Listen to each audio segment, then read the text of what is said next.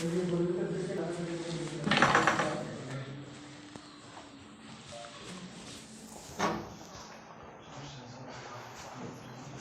আছে আমার বউ। হ্যাঁ আমার বউ। আমার বউ কি করে বউ আমার বউ। হ্যাঁ আমার বউ। কত আমরা এক বছর হয়েছে। তোর বাড়ি কোথায়? কুষ্টিয়া। কি হয় কাগজপাতি আছে দিয়া? অবশ্যই বাড়ি আছে। কার কাছে বাড়ি আছে? ওদের বাড়ি। আমরা মোবাইল এখন ছবি দেখি নাকি? ছবি নেই মোবাইলে? না, আমরা তো কিপ্যাড ফোন ব্যবহার করি। এটা কি মোবাইল কি? হ্যাঁ নিয়ে যাও কাগজ তারপর যদি আচ্ছা, কে আছে? এই তো ভালো বলেছে। আমি আমার বউ নিয়ে আছি, তো কি সমস্যা? ভালো আছে। আমি একটু ওই বাবু ভাই, এই কি তারা কি বলে এই তারা কি আমার কথা না এই আপনার বললাম আমি একটু জাকির ভাইয়ের কথাটা কালকে করো না, একটু বিজি আছি তো কালকে। দাঁড়ান তো এই ফোনটা থাক, ঠিক আছে? ফোন কোন শব্দ হবে? আরে দিচ্ছি দাঁড়ান এই ফারুক ভাই, আরে দাঁড়ান এই রবি ভাই, কে কথা কি হয়েছে?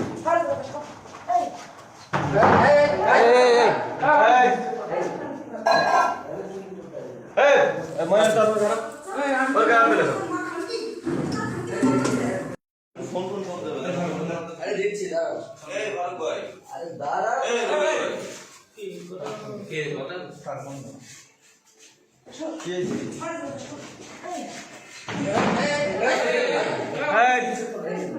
তোমার এই দাদা তুই কি না? বাড়ি কই? হ্যাঁ হ্যাঁ নাম কি? রিয়া প্রিয়া, এরা কেন আইছো?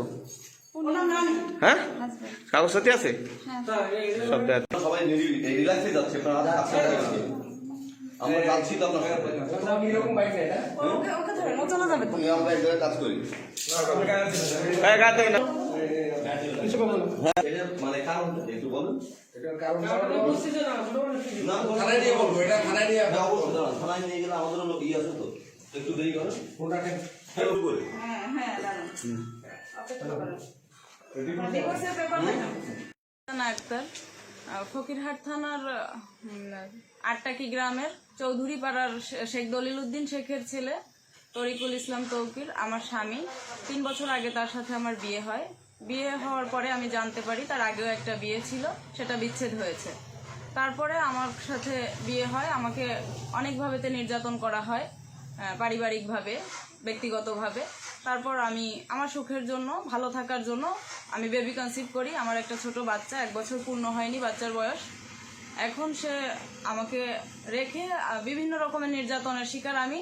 তারপরে অন্য একটা মেয়ের সাথে, অনেক মেয়েদের সাথে অনৈতিক কার্যকলাপ করে। গতকাল রাত 9:30 নাগাদ সে একটা মেয়ের সাথে অনৈতিক কার্যকলাপ, অবৈধ সম্পর্কে লিপ্ত ছিল, অনৈতিক কার্যকলাপ করতেছে। এমত অবস্থায় পুলিশ তাকে আটক করে, এখন সে থানা হাজতে আছে।